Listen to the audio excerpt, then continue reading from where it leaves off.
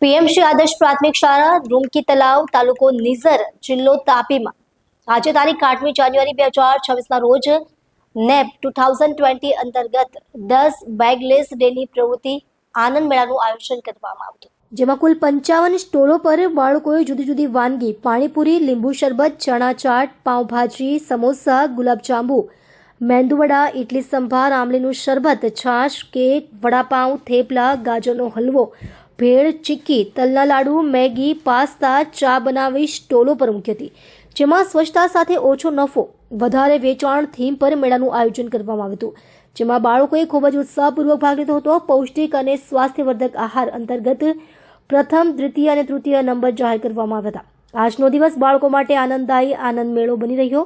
શીખતા બાળકો, હસતા ચહેરા અને જીવન માટેનું શિક્ષણ જ્યાં આનંદ બની જાય છે અને આનંદની સાથે સાથે શિક્ષણ મેળવે છે. આ છે આનંદ મેળો. સર્વર